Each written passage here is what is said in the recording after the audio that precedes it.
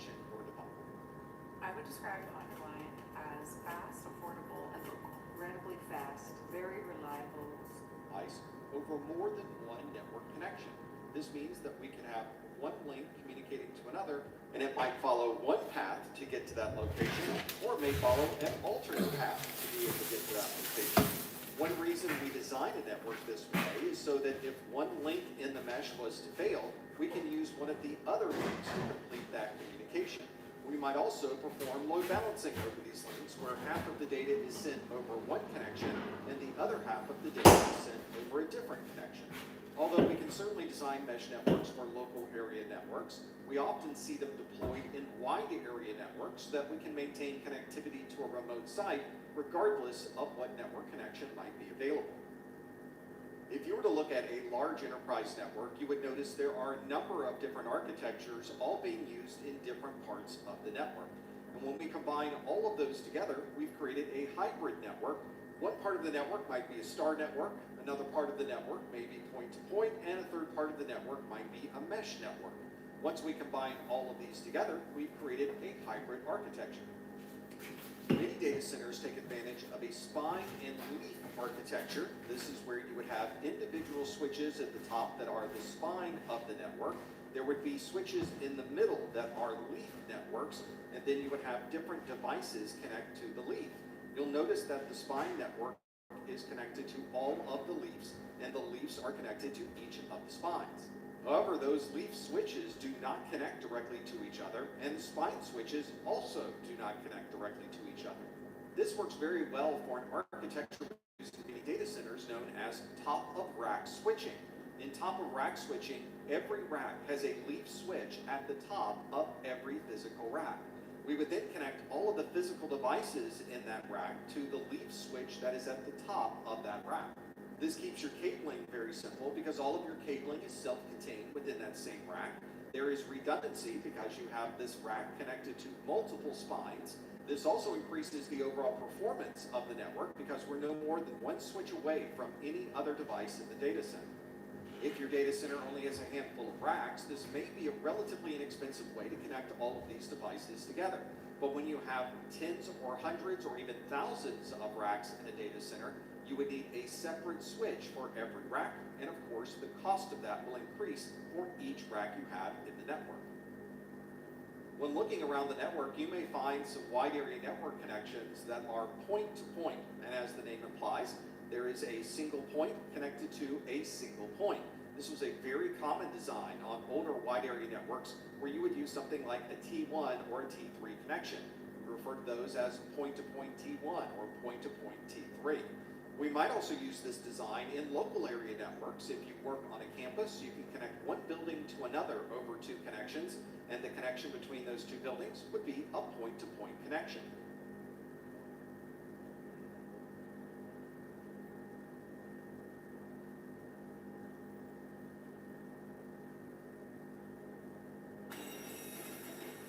People can go crazy trying to stop a cyber attack.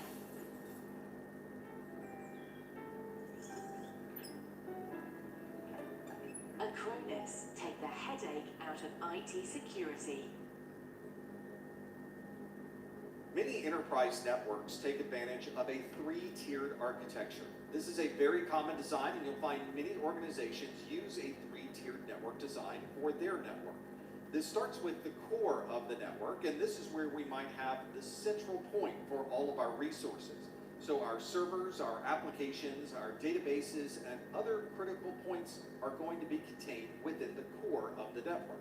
The second tier in a three-tiered architecture is the distribution layer. This distribution is the midpoint between the users and those core resources. This is usually a series of switches that provides redundancy and connectivity for those users to access those critical resources. And lastly, our users need somewhere to connect, and they often connect to an access layer. These are switches that are usually located very close to the user, usually on the same floor of a building, for example, and that access layer allows us to connect to the distribution, which then connects to the core of the network. This three-tiered architecture is very common to what we might see in a large city.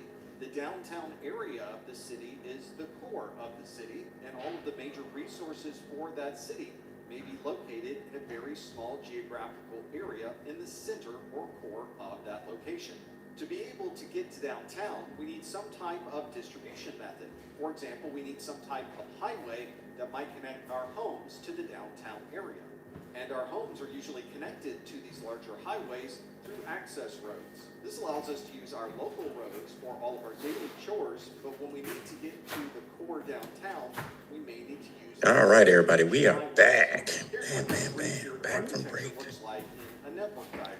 The core of the network usually has core routers that allow... What I have up on the screen? Oh, yes, our favorite IBM channel. Talking about risk analysis and risk behavior. What's successful? Risk analysis framework. Different things we have to think about when we are putting together our networks, which directly correlates to IPS, IDS, unified threat management systems, data packet analysis, network analysis, packet tracer, NetStat. All of this stuff works together. All right, so we'll just take a look at it and enjoy. It's about 10 minutes. Here on a single campus, we have two separate buildings. All the users are connected on each floor of the building to an access switch. Each access Why is that button there? building is usually I need to move it connected way to over here. There you go. Why do you put brakes on a car? So you can stop, right? No, it's so you can go really fast. And if you don't believe me, how likely are you to get in a car that has no brakes? Not at all, right? And if you think about it this way, the fastest cars in the world are the ones with the best brakes. They have to have that so that they can take risk, so that they can manage risk. We all have to take risk. And brakes are essentially a mechanism for managing risk. Okay, I want to take a look in this video at what risk analysis is about and how it relates to cybersecurity. And in particular, stay through to the end because I've got two more trick questions for you. So let's pay attention. Risk analysis is the process of identifying potential threats, evaluating how likely they are to happen, and estimating their impact so you can make informed decisions and reduce negative outcomes. When should you do it? Well, unfortunately, most people do it last or they don't do it at all. They start with implementation, and then from there, they move into operation. So that sounds fine if all you need to do is just run a system. But in reality, you need to also take a look back and see if your system is doing what you intended it to do. So that's an audit step where we then do a look back. What you'll find during that step, though, is probably since you started with no plan, you don't really have a very operational system. So in fact, what we need to do is go back and re-architect this system. Come back with a larger overarching plan that makes the thing make sense. Then we move to implementation and operation and audit. But what should architecture be based on? Well, it should be based on policy. And what should policy be based on? Now we're back to risk analysis. Risk analysis is where all of this discussion should begin. It shouldn't be the last thing we do, but in a lot of cases, people don't do it when they should. So start with risk analysis.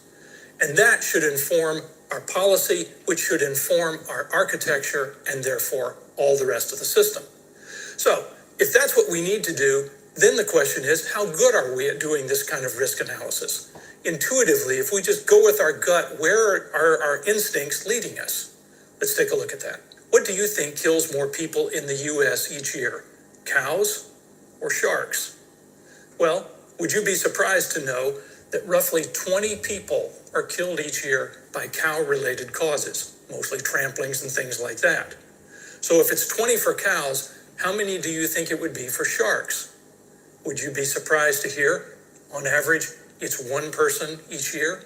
So which one of these are we far more afraid of? Probably sharks. But if you go by the numbers, it ought to be cows. If you go by the numbers, it shouldn't be Shark Week. We should be focusing on Cow Week. And now you'll never look at cows the same way again, will you? Okay, so how should we go about doing a risk analysis? Let's start with some classic advice all the way back from 500 BCE when Sun Tzu wrote in The Art of War, if you know the enemy and know yourself, you need not fear the result of 100 battles. Let's focus on that second part, the know yourself part. If you know yourself, then you have a better idea. And that's also true when it comes to risk tolerance or risk appetite, if you want to think of it in those terms. So let me give you an example of that. Some people will not get in an airplane. They will only take a train. So if they want to go from the East Coast to the West Coast, then they may be looking at 4 or 5 days in the train and then 4 or 5 days back. That's really slow. That wouldn't work for me, but that's their risk tolerance, very low. In my case, I've flown more than 4 million miles, so I don't mind getting in an airplane. What I do mind is getting out of the plane before it's on the ground. Now, my neighbor has a different risk tolerance. He likes to get out of airplanes while they're still in the air, with a parachute, of course. Well, I don't want to do that. So there you have 3 different risk tolerance models. There's the train, the plane, and the parachute. Now, who's right? Well, it depends on who you ask. Obviously, each one of us thinks that we're the ones that are right. But those are different tolerances for danger and different tolerances for risk. Organizations are no different than individuals. They can have different tolerance for risk. And if you don't understand that, you're not going to know what level of risk your organization is willing to take on, and you're not going to design the appropriate cybersecurity defenses for that organization. So can't we just use some sort of industry solution that fits whatever industry that you're working in? Well, it turns out that one size really doesn't fit all. But there can be some common perspectives. For instance, a manufacturing organization, if you think about the CIA triad, confidentiality, integrity, and availability, which is what we're doing in cybersecurity, they're probably going to be leaning into the availability side more. When they look at risk, they're concerned about availability. They want to keep the manufacturing lines moving and operational. So that's their bigger risk. On financial industry, probably it's much more about confidentiality. They've got a lot of numbers that really matter to them and matter to you. And they're going to look at very precise risk models. They're going to use lots of numbers and spreadsheets and actuarial tables and things like that in order to make sure that they've got the risk managed to a point that they can tolerate. And they tend to be very risk intolerant as an organization and as an industry. And then another industry that you could take a look at is healthcare, where their number one concern, and I'm glad it is patient safety. So they're going to be concerned about confidentiality. There are laws that protect your personal information, but they're probably more concerned, predominantly concerned with your safety if you're a patient. So they're looking at different kinds of things, and they're going to be very risk averse on certain aspects that involve patient safety, maybe not as risk averse in some other areas. So you can see there's different perspectives by industry, but I can tell you, you can line up 3 banks and they may have different tolerances for risk. One is a train, one's a plane, and one's a parachute. Next, let's take a look at the value of what we're putting at risk, because not everything is of equal value. Think about this as a spectrum. We've got things like the lunchroom menu. Doesn't matter if anybody really sees that or not, does it? And then we've got other stuff that's the keys to the kingdom. That's the existential threat. If somebody gets a hold of that, we're out of business. So I've got to consider the value, because not all things are created equal. Then we consider what's the likelihood that that is going to be lost or compromised. Then what's the cost if that in fact occurs? And then what's the cost of protection if I'm going to try to do some sort of mitigation? In fact, there's a lot of different things that I could figure into this and a lot of different responses. What could our responses be to risk? Well, one of the things that we could do, first off, is we could just avoid a particular risk. Just say, you know what, that's too risky. I'm not going to do it. I'm not going to get into that parachute. I'm not going to put myself in that position to begin with. Another thing you could do is accept a certain risk. That's what I do when I get into an airplane. I accept that I can't control that, but I'm willing to accept it. And an organization can simply choose to do that and realize that everything we do has a certain amount of inherent risk in it. Another option is transfer risk. An organization may document, and they may even get a legal contract that says, if something breaks in this case, if this happens, it's not our fault, and it belongs, the risk and everything is borne by someone else. Another thing we can do is indemnify, which is a big fancy word that basically just means buy insurance. So that way, if something does occur, then the insurance company pays us back, and we're made whole again. So that's another thing. Now, the thing that techies like me generally run to first off is maybe the last thing to consider, and that's mitigating the risk. Block the risk. Put in some sort of compensating controls, some way so that we don't have to just accept or mitigate or accept or indemnify or things like that. In this case, we are going to put in some kind of technological control or some type of procedural control that makes sure that we're not going to see this happen to us, or at least lessens the likelihood to a level that I can tolerate. Another thing to consider in all of this is this debate about quantitative versus qualitative risk assessment. A quantitative risk assessment would take a lot of this kind of information, use those numbers, put them into spreadsheets, and let those things guide all of our decisions. It's not a bad way to go, but don't be a slave to your spreadsheet. Don't let the spreadsheet make the decisions. You should make the decisions. So another way to look at this is, instead of going with all of these numbers, which have a certain amount of error included in all of them, and sometimes we get lulled into a sense of complacency because we have all these numbers and we think, well, we've got all this level of precision. But if each one of those numbers was based on an estimate, then we're just compounding the error as we add all of those things together. So sometimes we do need to use our gut and our instinct on this to some extent. And a qualitative risk assessment involves things like assigning high, medium, and low levels of risk with things. So we put all of these things into the soup, and out of that comes our risk analysis. Now we understand what it is we need to do. Okay, now for the third and final trick question. What if I could sell you a capability that would meteor-proof your car? Let's assume I'm honest, and let's assume this actually works, that if you buy this from me, your car will never be hit by a meteor. Would you buy it? Well, most people are going to say no. And they say that because they think the likelihood of that happening is extremely low. And they'd be right. But I'm going to tell you a better answer, instead of just saying no, would be to ask me a second question. And that is, how much does it cost? Because you assume that it might be expensive and it's not worth that level of risk. But what if I told you the cost was just a penny? Well, I think you probably would be smart to buy that defense, because it's a low risk, but it's low cost, so it might work out for you. In fact, if I was at the car dealership, I might lay down $1 and say, give it to me and the next 99 people that come by as well, because I'm a big spender. So there you go.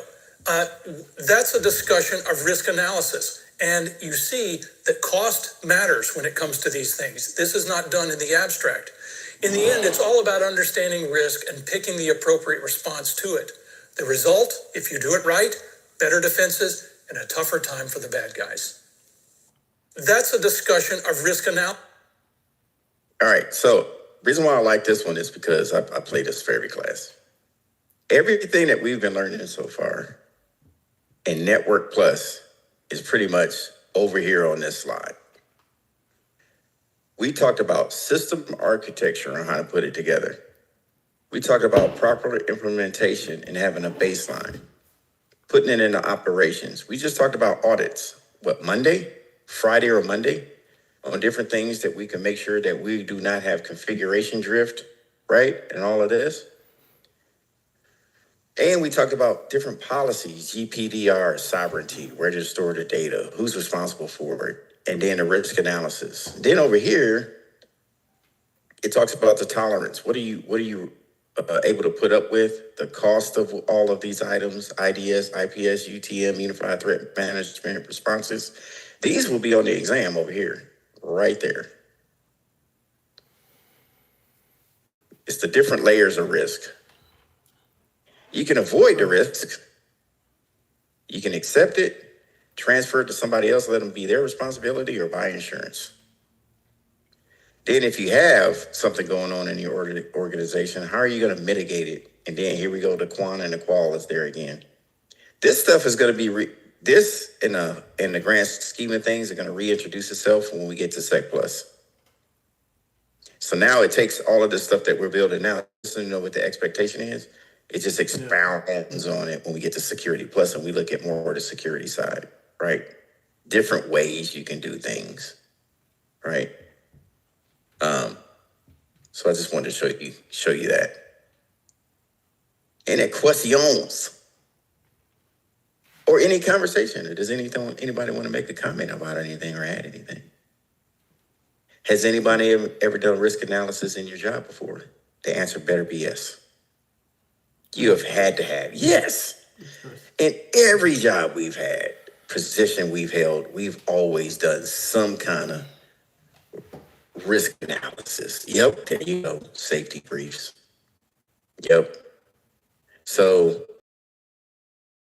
attention to it in IT, and this needs to be at the forefront of your mind every time you go to or make a decision or implement something. So cool. All right.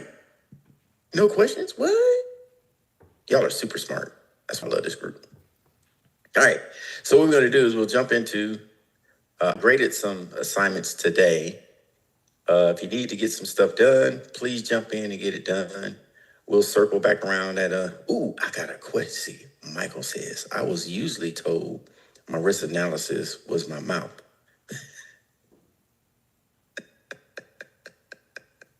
Only say what my mouth could get away with. Yeah, sometimes we gotta kind of like ride the wave. One thing I learned about work, some people, you need a little bit of every type of personality at work. Who believes that? Yeah. I do. Yeah. I've seen it where I could say something at work and try to be mouthy about it, right? And be like, you ain't put. They look at me like James, no. Yeah. But let's say it's Mike in his example. I'm just using an example. He could say it because his personality is like that, and they're like, "You right, Mike? Yeah. What? I just said the same thing, right?" So Yeah. it's the way people say stuff, right? Some people you need different. That's why you need different personalities in a job situation. Believe it or not. Yep. So it's pretty cool. All right, I am here. Mike, what time's your test? What time are you leaving? At 1? Okay. I'll let you turn 2. And if you need something, please let me know.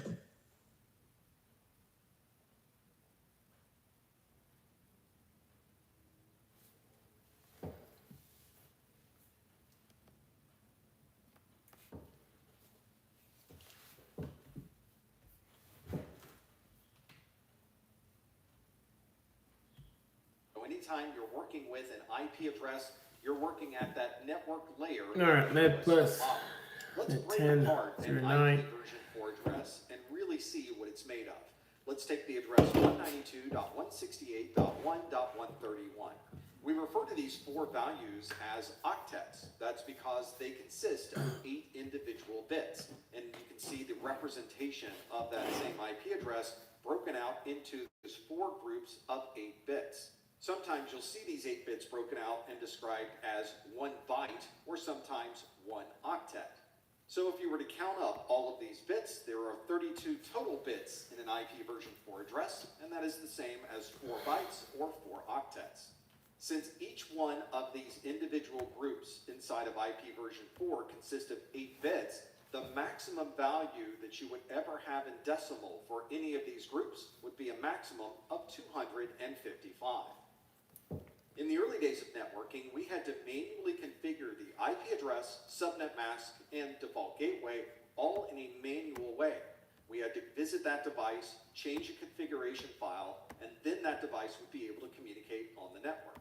If anything changed with our network configuration or we needed to change the IP address of that device, we had to revisit the device and manually make those changes. Today, of course, we can plug in any of our devices and it automatically receives an IP address. The way that we are able to receive this automated IP addressing is through a protocol known as DHCP, or Dynamic Host Configuration Protocol. When we plug into a wired Ethernet network or a wireless network and we're automatically able to communicate out to the internet, it's because we've received all of our IP configuration settings via DHCP. But if you've ever connected to a network that does not have a DHCP server, you may notice that you're still assigned an automatic address. But this address is not quite as capable as a DHCP address. Static Instead, it's IP what we call address? a link local address because it can only communicate to other devices that are on your local subnet, and we cannot route that traffic outside of your local subnet. Yes. For example, if you're assigned a link local address, you can't communicate to the internet because that's outside of your local subnet. In IP version 4, this linked local address is assigned through a process known as Automatic Private IP Addressing, or APIPA. This range of IP addresses automatically assigned through API-PA is 169.254.0.1 through 169.254.255.254. There are also reserved sections of that range. The first and last 256 addresses are reserved and they're not assigned to end stations. So if you receive an API-PA address on your device, it's between 169.254.1.0 through 169.254.254.255. Just as DHCP works automatically to assign your address, API-PA also has an automated process to assign this address. It uses ARP to confirm that no one else on your local network has that linked local address. And if nothing responds to that address resolution... What's up, Charles? No spell check. Simultaneous. Simultaneous. Used to see the way I spell stuff sometimes. Yeah. Oh my gosh. Sound like you? Not me. In a relationship. If you're sexually active and unvaccinated, it could still be you. Did you put activate on there too? One of the challenges with IPv4 is that there are... Yeah, I don't know. I got up on my board and I'm just like, that ain't right. I love that response. That always makes me laugh. Week 2, Charles puts his head back. He's like, I know the answer. Activate.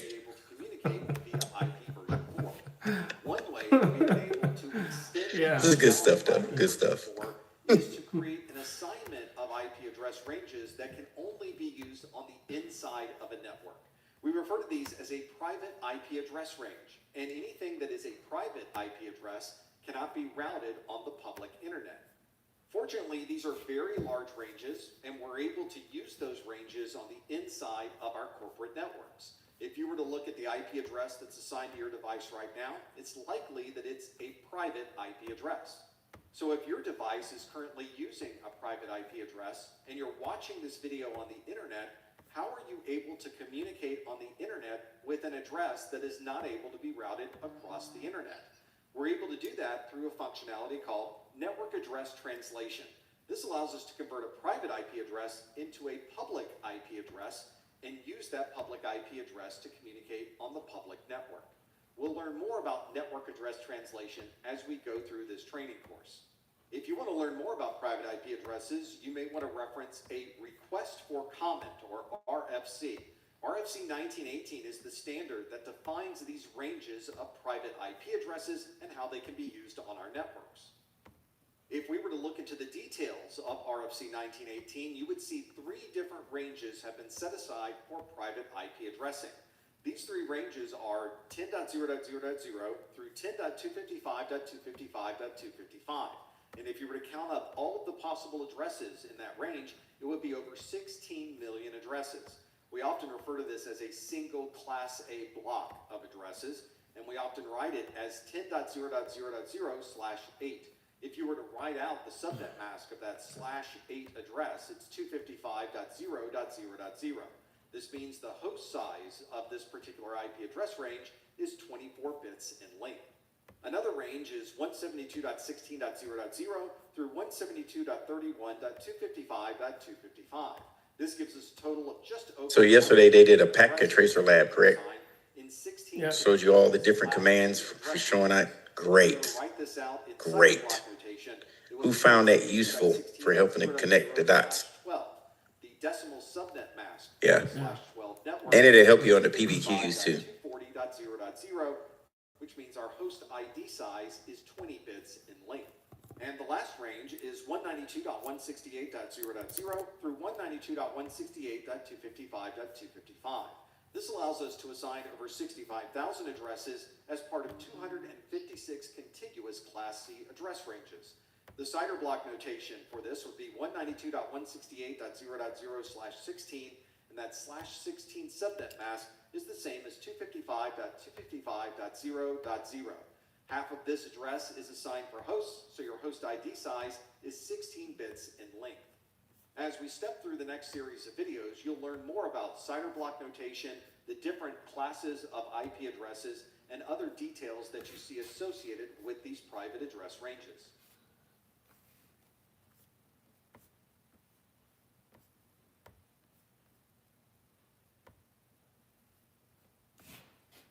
Welcome back to the strongest connection.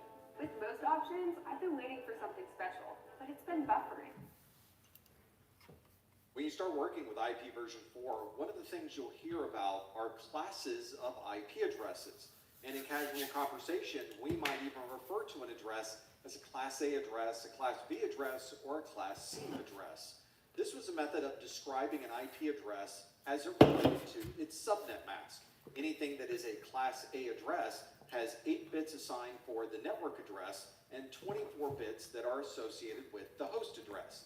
This means that the subnet mask for a Class A address would be 255.0.0.0.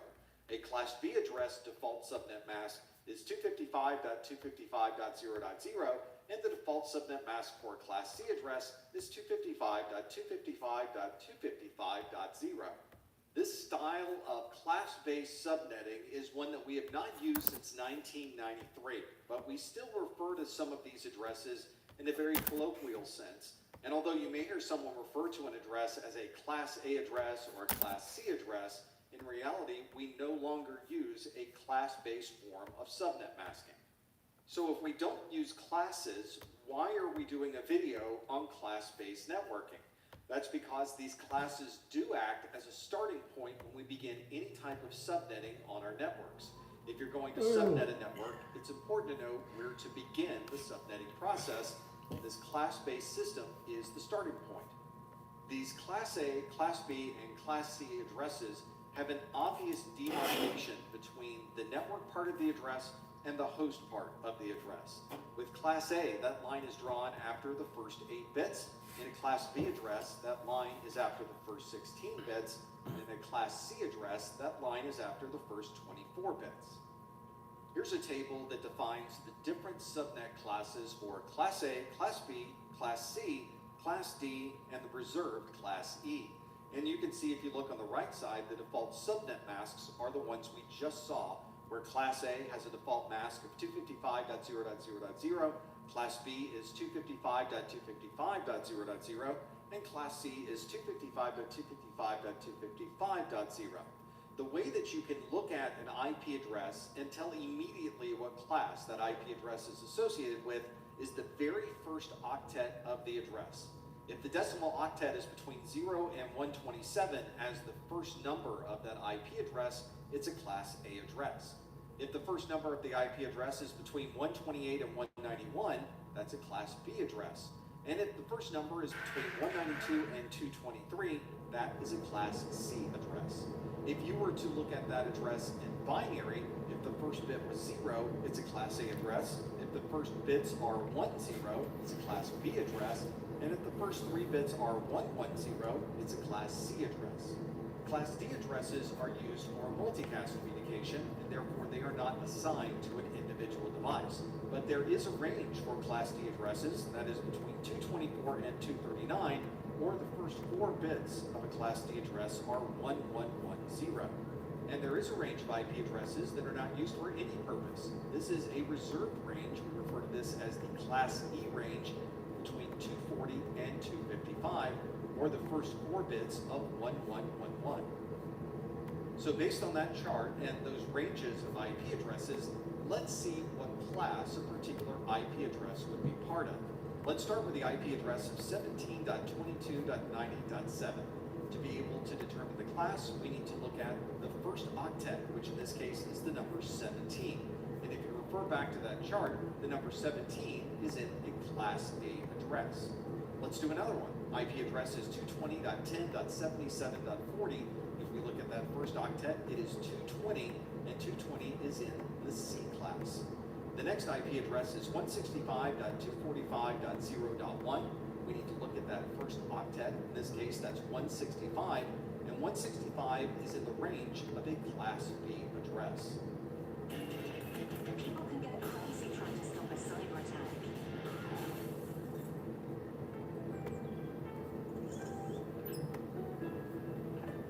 Acronis, take the headache out of IT security. Next on our list is 128.90.10.2. That first number is 128, which means that is also a Class B address. The IP address of 191.77.24.250 has the first octet as 191, and if we refer over to our chart, 191 is in the range of a Class B address. And lastly, 192.1.12.5, we're looking at that first octet of 192, which falls in the range of the Class C address. When you start calculating IP subnet, they're very important to know. The first is the IP address associated with the network address. This is the one that defines all of the other devices on this particular subnet. To calculate a network address, you set all of the host bits of that address to 0 and then determine what the decimal representation of that might be. The second important piece of information you need for an IP subnet is the first usable host address on that subnet. This is always going to be one number higher than this previously defined network address. You also need to know the network broadcast address. This is the last IP address of this particular network address. To be able to calculate the network broadcast address, you would set all of your host bits to 1, which is the same as 255 decimal, and perform the conversion between the binary and the decimal. And just as you need to know the first usable host address on the network, you also need to know the last usable host address. And to calculate that, you look at the network broadcast address, and it's one number fewer than the broadcast address. So let's calculate those 4 important subnet values. And let's start with the IP address of 10.74.222.11. If we look at our chart, we know that this starts with the number 10, therefore this must be a Class A address. And the default subnet mask for a Class A address is 255.0.0.0. Since we're using this Class A subnet mask, we know that everything that's on the left side of our bar, or this first octet, is going to be our network address, and everything on the right side will be associated with the host ID. So let's add those to our chart. We have a network column and a host column. Obviously, the 10 dot is going to be in the network column. That's what's on the left side of that bar. And then everything on the right side is going to be the host address. We first need to calculate the network address, and to do that we set all the host bits to 0. This means that everything in that second column will be 0, and the network address therefore will be 10.0.0.0. The first host address is one more than the network address, so our first host address would be 10.0.0.1. To calculate the broadcast address for this subnet, we set all the host bits to 1, which means that the broadcast address is 10.255.255.255. And as you recall, to calculate the last usable address on this subnet, we need to subtract 1 from the broadcast address. So the last usable address on this network is 10.255.255.254. With these 4 values, you'll be able to determine the network address. You'll know if an IP address happens to be one of the usable addresses within that range, and you'll know what the last or broadcast address is for that entire network. Let's do another one. In this case, the IP address is 172.16.88.200. If we look at that first octet, we can see that that is a Class B address, which means the default subnet mask for this network is 255.255.0.0. This means that we would draw our line right in the middle between the first 16 bits and the last 16 bits. So everything on the left side is associated with the network address, and everything on the right side is associated with the host address. Now let's perform those exact same calculations. We want to determine what the network address is, so we will set all host bits to 0. This means that the network address for this particular subnet is 172.16.0.0. To be able to calculate the first host address, we need to add 1 to that value, or 172.16.0.1. To calculate the broadcast address, we set all host bits to 1, which means the broadcast address for this subnet is 172.16.255.255. And to define the last usable host address on this network, we subtract 1 from the broadcast address, which means the last usable address is 172.16.255.254. Let's see if we figured out this process and step through another IP address, in this case 192.168.4.77. Looking at this first octet of 192, that fits into the range of a Class C address, which means the default subnet mask is 255.255.255.0. If we were to draw our line, the network side of the address is the first 3 octets and the host side is the last octet. Let's put that into our chart. So our first 3 octets, 192.168.4 is the network side and .77 is the host side. To be able to calculate the network address, we set all host bits to 0. So the network address for this particular subnet is 192.168.4.0. If we add 1 to that address, we get our first host address of 192.168.4.1. To be able to calculate the broadcast address, we set all host bits to 1, which means the broadcast address is 192.168.4.255. And if we subtract 1 from that broadcast address, we get the last host address, and that would be 192.168.4.254. Although we no longer use class-based subnetting, we can still use this same process when we look at anything that may be class or non-class based. And as we go through our additional subnetting videos, you'll notice that the same process is used over and over again, regardless of the IP address and the subnet mask.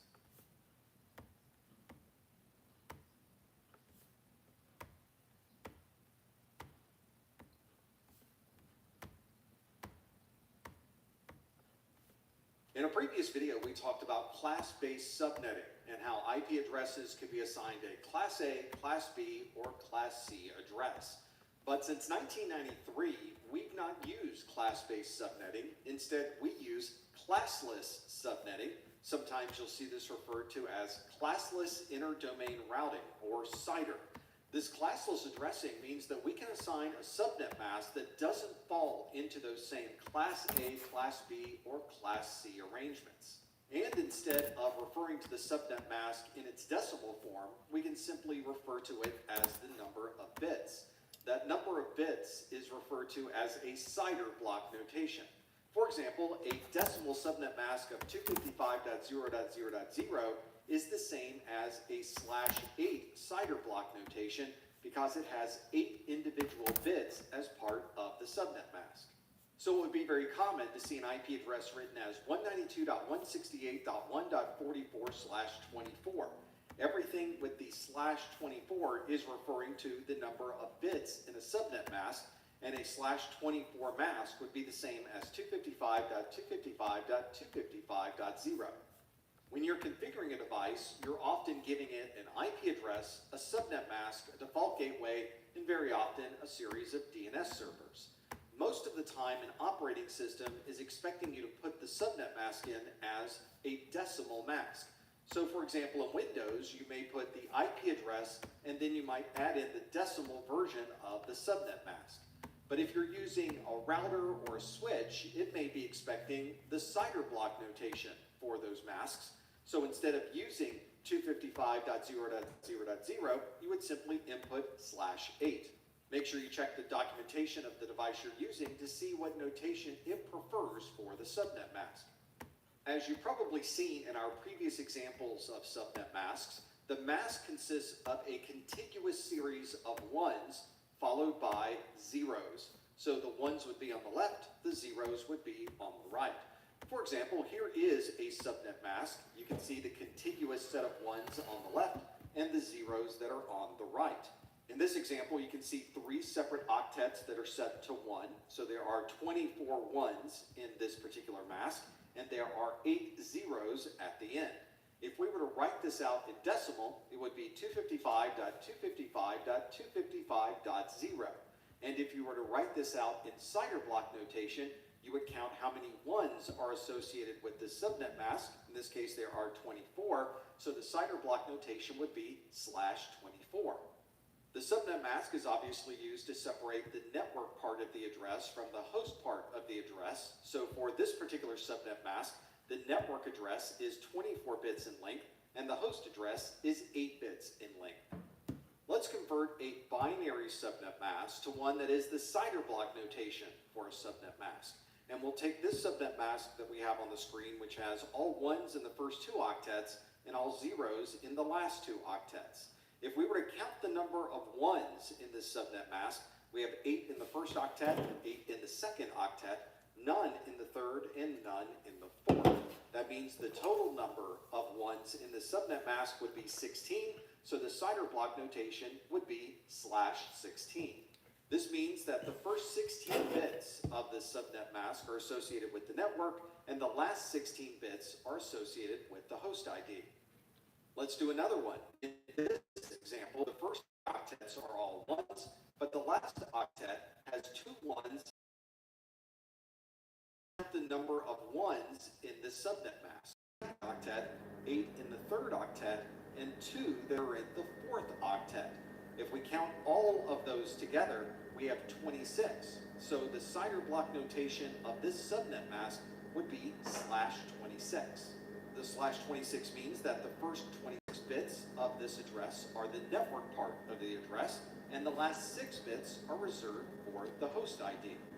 And here's one more. In this subnet mask, we have the first octet of all ones. The second octet has 4 ones and 4 zeros, and then the third and fourth octets are all 0.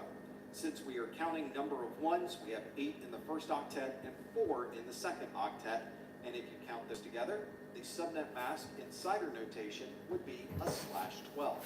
That means that the first 12 bits are for the network ID, and the last 20 bits would be for the host ID.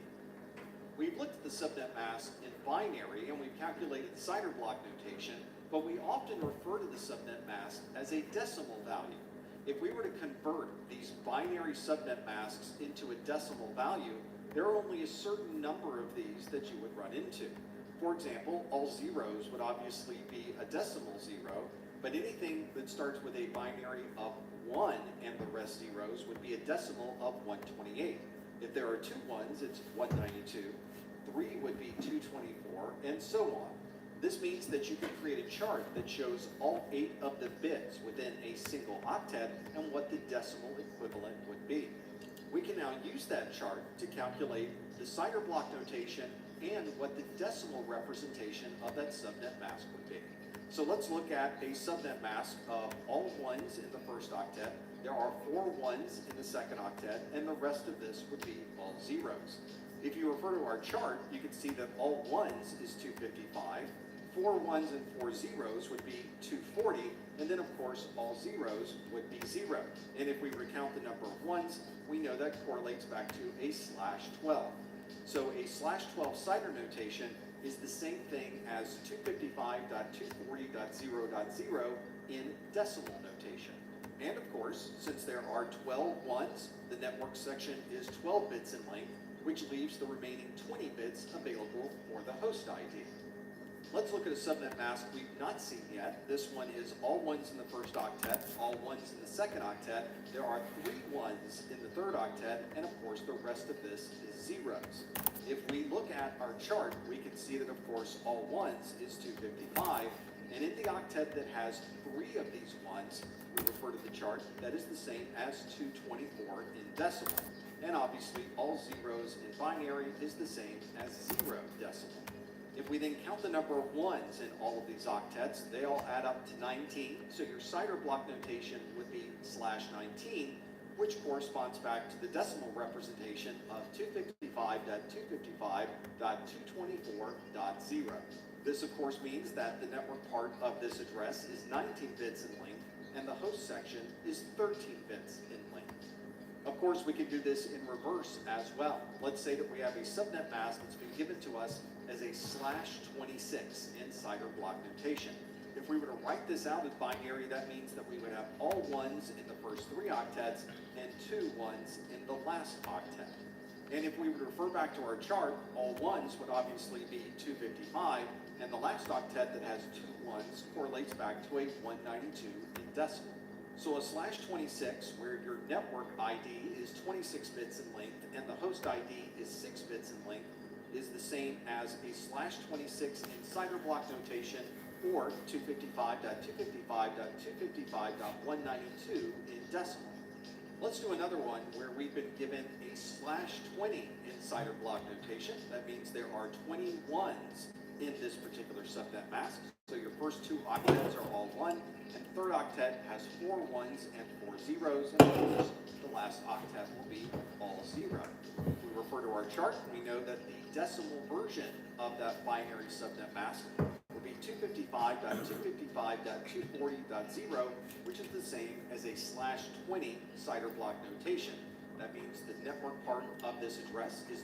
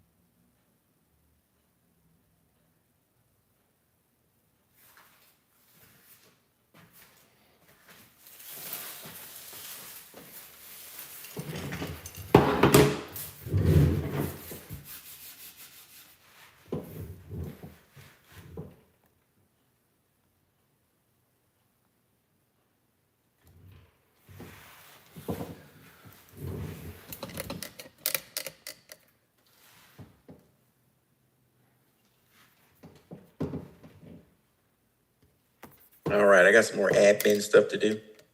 Jesus, got your message? I think you got mine too. So, please just connect. Hey, if you're getting ahead at this point, let's just go ahead and try that. I don't want to just shut down the class for an hour or so just to do the final. Everybody's so far ahead where I think we can just be like, try to knock that final out to get your grade. We got 5 people that have it submitted already. So your GPA is pretty solid. It's above 70. It's passing already. But if you ever want to improve, you can. And we have at least 4 that need to get it in. So at least try to knock it out once to get something turned in. I don't care if it's failing grade. Just try it and get it submitted so we know where we're at. Michael, don't do it. You're concentrating on something else right now. You can leave that alone today. Please, sir, respectfully. But yeah, try to get that in. Yeah, it'll help you out. Jesus says, I think I might have clocked it out. What? Let me check.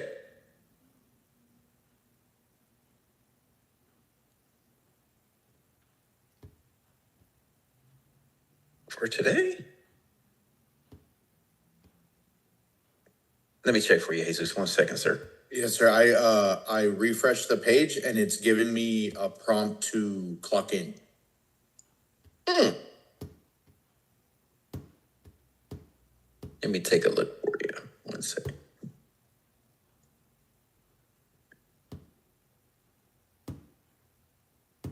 Nope, I got you clocked in for today.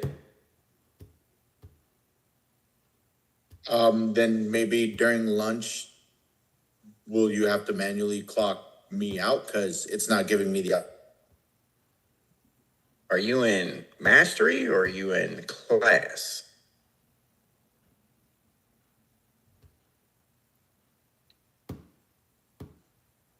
Because I got you good to go to class.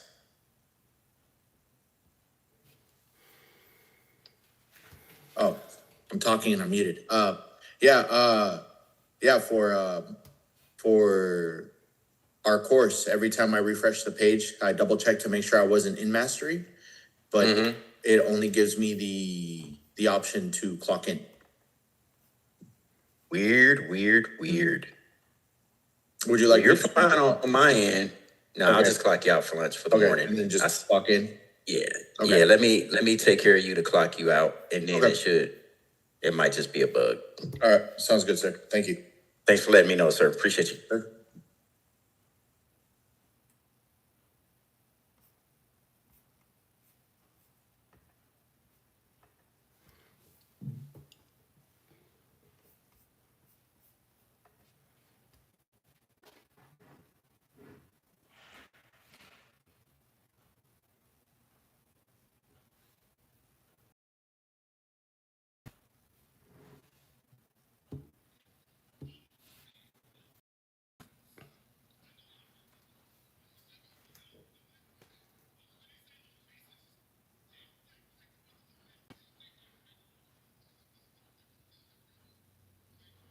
Yeah, your yesterday punch is good to go. I don't know if that's just let it work its thing out now. I'll just punch it out. Yeah.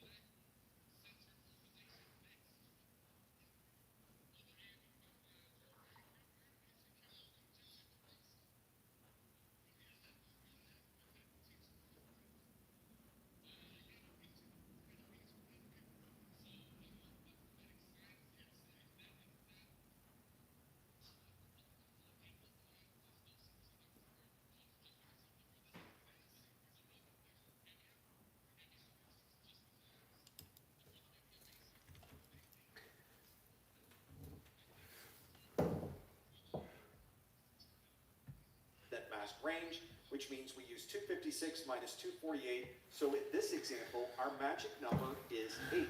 This means that each subnet has a total of 8 IP addresses that can be assigned, including our subnet ID and our broadcast ID. And we put the chart at the bottom that separates this into those multiples of 8. Now we need to find the IP address that is the starting for this particular block.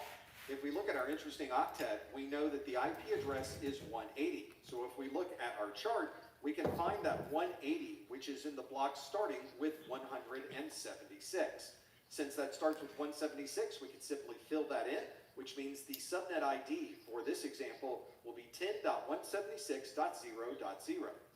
Now we need to find the broadcast address for this example. We'll use a similar process we did before, where if we had a 255 in the list, we're going to copy and bring down that subnet ID. So the first octet will simply copy down the number 10. Anywhere that we have a 0, we're going to copy down and put a 255, and we have zeros in both our third octet and our fourth octet. As we already know, the second octet is our interesting octet. So we're going to perform our calculation taking 256, subtracting 248 from that, meaning our magic number is 8. This is obviously the same magic number we calculated earlier. To calculate the broadcast address, we need to take the subnet ID, add the magic number, and subtract 1. So the example here would be 176 plus 8, since that's our magic number, and if we subtract 1, that leaves us with a number of 183. We'll add this to our broadcast address row, which means the broadcast address for this example is 10.183.255.255. Now that we've calculated the subnet ID and the broadcast address, it's relatively easy to determine the first host ID because we take the subnet ID and add 1. So the first available host on the subnet is 10.176.0.1. To determine the last address, we take the broadcast address and subtract 1. So in this case, it would be 10.183.255.254. Hopefully now you can see that the magic number method is a bit faster than going through the steps of converting to binary and then back to decimal again. But there are some ways to make this process even more efficient. If you've already created a chart that shows all of the possibilities of an interesting octet cider block notation and has the magic number predefined along with the subnet mask for the interesting octet, you can perform this entire process in one single chart. Let's take the example of 172.16.242.133/27. If we look at our predefined chart, we know that /27 falls into the cider block notation for interesting octet 4. This means that octet 4 will have a decimal value of 224, so if we wanted to write out the entire subnet mask, it will be 255.255.255.224 because 224 is in that interesting octet number 4. The process for calculating the magic number is exactly the same as it was before. We take 256, we subtract that subnet mask in the interesting octet, which in this case is 224, which means our magic number is 32. There are 32 available addresses on each subnet of this particular IP address and subnet mask combination. Here's our chart, which is written out with 32 numbers in each of those sections. And if we look at our IP address that has a 133, we can move forward to where the 133 would be, and it is in the block that starts with a 128. Since we know it starts with a 128, that means that we can now change our fourth interesting octet to be that value as the subnet ID. So the subnet ID in this example would be 172.16.242.128. If you recall from our earlier calculations, to be able to calculate the broadcast information, we need to take the subnet ID value in the interesting octet, add that to the magic number, and subtract 1. So we'll take 128, we'll add 32 to make 160, we'll subtract 1, and that makes 159. So the broadcast address on this subnet is 172.16.242.159. Now that we know the subnet ID and the broadcast, we can calculate the first available IP address and the last available IP address. We add 1 to the subnet ID to determine the first IP, so the first IP would be 172.16.242.129. If we subtract 1 from the broadcast address, we would get 172.16.242.158. So there is the faster way to be able to calculate our subnet ID, our broadcast address, the first IP address, and the last IP address using the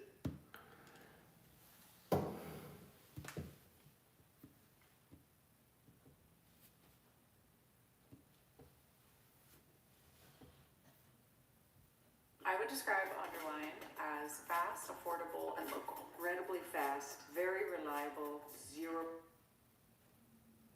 In previous videos, we've gone through the process of manually converting an IP address and subnet mask to binary, performing the proper calculations, and converting it back to decimal. We also looked at a shortcut called the magic number method that allows us to very quickly calculate the same information without performing that binary to decimal conversion. This shortcut is the 7-second subnetting shortcut, and this is the process that I use when calculating subnetting on an exam. This is a process very similar in structure to the magic number method, and indeed most of the shortcuts you find will have some variation of this within them. The part that's very different to the 7-second subnetting is that there is no math involved. You don't have to perform any calculations to determine a magic number, and everything you need will be predefined in the chart that we create at the very beginning.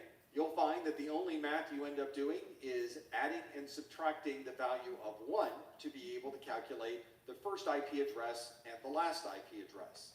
This is one of many available shortcuts to help you with the subnetting process, and I highly recommend you look at a number of different ones to find one that works for you.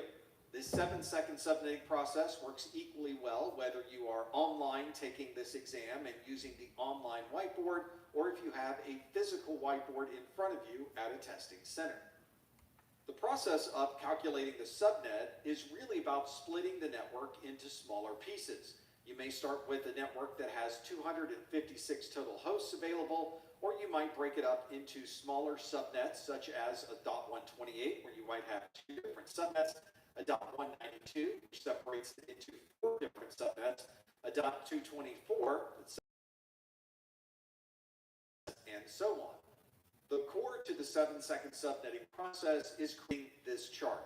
We will start with a chart that defines the subnet masks. This allows us to very quickly determine what the decimal mask might be if we're given a CIDR block notation and vice versa.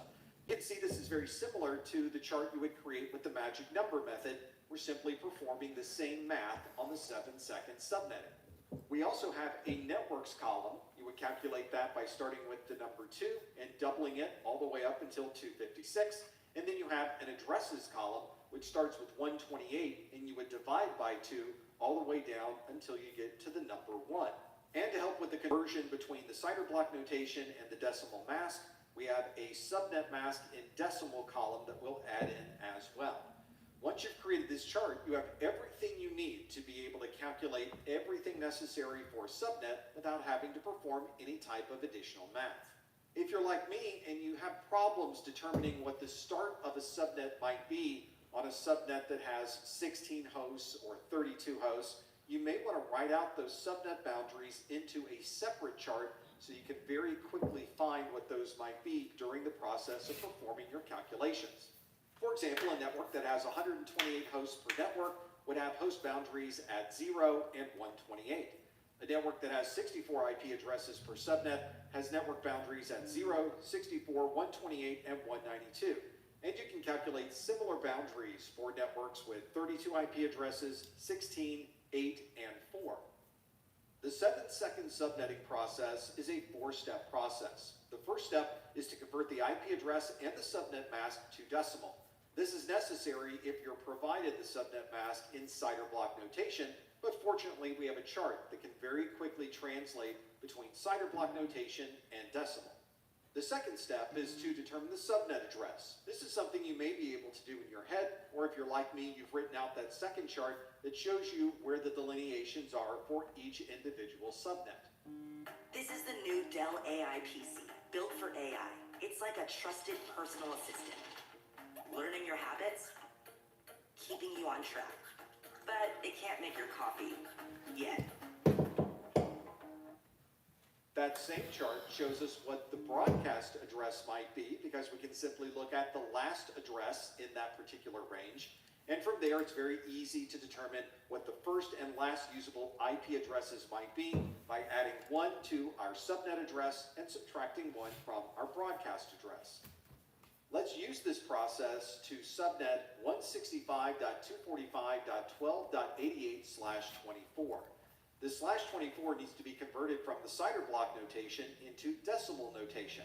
You may be able to do this one in your head very easily, but you can also reference your chart by finding the /24. You can see that our chart shows the /24 as part of that third octet, and it shows that that third octet will have a mask of 255. Everything after that will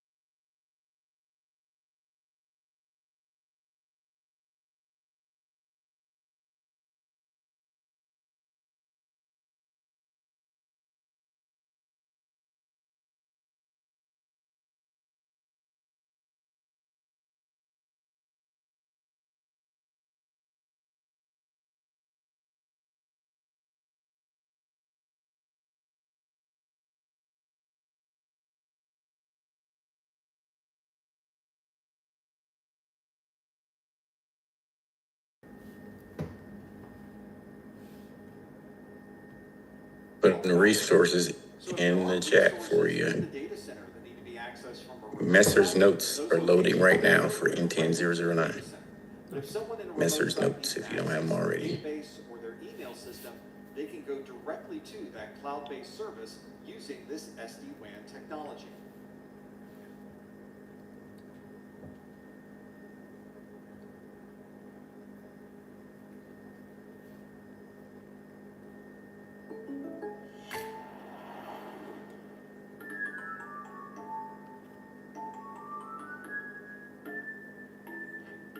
Contact local agent Tom Calvin for an auto quote today. When you're watching the other football but don't want to ask your friends, what's offsides? And how can I sound like I know a lot about the game? You just ask Google all of that at once. Oh, so that's it. Many organizations will distribute their applications, their servers, and other devices across many different data centers. Instead of treating each of these data centers as an individual entity, it would be useful if we could have data center interconnection, or DCI, a way to connect these different data centers seamlessly with each other. If you're a service provider, you may have hundreds or even thousands of customers using resources that span across multiple data centers located anywhere in the world. And of course, we use the cloud to distribute our applications to multiple data centers that may be located in many different locations, and those applications may move at any time to any of these cloud-based data centers. When you have devices located in different data centers, however, you may run into Hey, situations Martin, I'm where gonna IP let these addressing two is finish very uploading across before I different switch. data centers. There might Probably be one IP addressing scheme six. for data center A and a completely different IP addressing scheme for data center B. The connectivity to these data centers may also be very different. Some data centers may be in a large metropolitan area with lots of fiber connectivity and large amounts of bandwidth. Other data centers might connect through Metro Ethernet or other types of copper-based connectivity. The applications that are residing in these data centers shouldn't have to worry about connectivity types, IP address schemes, or anything else that's unique to that data center. We should be able to put an application in any location, and that application should work without any type of issue. We need a way to seamlessly connect these data centers together without a concern about IP address schemes or the underlying network infrastructure. All right, Messer's notes just popped up in the chat, so make sure you grab those if you don't have them already. Targeted learning for the exam, Designed to support thousands of different customers for all the the objectives. same data centers located across the world. You may already be familiar with VLANs, or virtual local area networks. VLANs are designed to span across multiple switches at layer 2 so that you can have different areas of the network supporting the same IP subnets. Unfortunately, VLANs have a limited scope because they can only support around 4,000 different virtual networks, and they are limited to layer 2, which makes them non-routable. With VXLAN, we can support up to 16 million virtual networks, and those virtual networks can be connected to each other over a layer 3 network, which makes it very easy to route over the existing public internet. This is designed for the large virtual environments that we've created and allows us to support our applications wherever they might be. Let's take a scenario where we have two data centers. In one data center, we have a virtualization server. Inside of that virtualization server is a virtual switch and 3 separate virtual machines, A1, B1, and C1. In a different data center, we have a similar virtualization server with its own vSwitch and a virtual machine A2, B2, and C2. And in this example, virtual machine A1 is associated with virtual machine A2, virtual machine B1 is associated with B2, and virtual machine C1 is associated with virtual machine C2. This virtualization server is contained within a rack that has a top-of-rack switch that contains a VXLAN tunnel endpoint. In one data center, that VTEP is numbered 1.1.1.1, and in a different data center, there's a completely different IP address for this VTEP of 2.2.2.2. Notice that both of these VXLAN tunnel endpoints will support a VXLAN network identifier, or VNI. You can see there is a VNI 2000, a VNI 3000, and a VNI 4000 in both of these data centers. So the challenge is connecting VNI 2000 in one data center with VNI 2000 in another data center, VNI 3000 in one data center to the other, and VNI 4000 in one data center to the other. The way that we would accomplish this is through the use of a VXLAN tunnel. This uses an existing IP network to be able to provide the transportation, and we're able to encapsulate information at one data center, send it through this tunnel, and decapsulate it on the other end. Here's how this would work. We have our original frame in the first data center. This is a standard Ethernet frame with an Ethernet header, an IP header, and the payload that we would like to send to the other data center. We're going to encapsulate that original frame within a VXLAN header that sits inside a UDP header, and an IP header, and an Ethernet frame. This information is routed across a VXLAN tunnel, where on the other side it is decapsulated from the tunnel, and the original Ethernet frame is then in the second data center and added to the existing virtualization server. This allows us to connect virtual machines into completely different data centers, but still have those virtual machines feel that they are both directly connected to each other.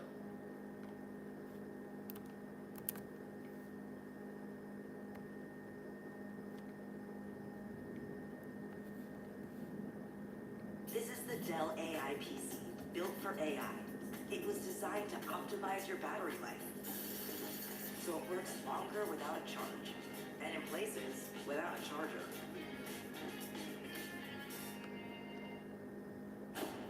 Dr. Lazarus. I'm here so you can speak. What thoughts would you like to discuss? God, I've been speaking with him.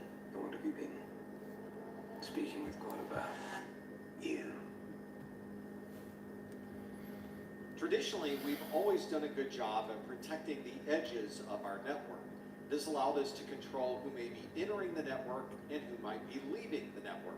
But once you're on the inside, all of the network tends to be very accessible. This obviously creates security concerns if you want to be sure that you have the highest level security on your network. In recent years, many companies have transitioned to more of a zero trust approach. This is a holistic approach to security that affects every user and every application being used on the network. With zero trust, every user, every device, and every application is inherently untrusted. We want to check and verify any type of traffic going over our network to ensure that only the right users are accessing the right type of data. This means that we'll be implementing technologies inside of our network such as authentication, encryption, additional firewalls, monitoring of this network, and many other security controls. When you connect to a resource, there's generally an authentication process that occurs. There's usually a username and a password that you have to enter, and there may be additional authentication factors as well. Many organizations may also create a policy-based authentication, and one of the characteristics of that is an adaptive identity. With an adaptive identity, every authentication process considers who's trying to authenticate to the network. Is this an individual who's been employed with the company for 10 years? Or is this a vendor who just started working with the company only a few months ago? We might also consider where this person may be authenticating from. Are they located in our local geographic area? Or are they trying to authenticate from a different country? We might also evaluate the IP address that's in use and the type of connection that's being used during this authentication. And we might want to combine all of those together to determine how risky this authentication process might be. If the user's inside of the building, they may only need to use a username and password. But if they're coming from an unknown IP address in a different country using a VPN connection, we might want to require additional authentication factors. We might also want to add additional rules and processes based on the information we're gathering during this authentication process. If someone is using the correct username and password, but they're connecting at an unusual time of the day from an unusual location, we may still choose to deny that particular authentication. If this same person was trying to authenticate from inside of the corporate headquarters during normal working hours, then instead we may want to allow that authentication. Once the authentication process has completed and is successful, we can trust that that person really is who they say they are. Now that that trust has been created, we need to understand what type of access that user should have. This may depend on the user who's provided the authentication. If they're part of the help desk, they may be able to view the hardware database for the entire company. If they're the manager of the help desk, they may be able to make modifications to that database. And if they're not part of the help desk or managing the help desk, they may have no access at all to that data. We might also want to consider someone's location. If they happen to be in a different country, they might have a completely set of rights and permissions than if they were inside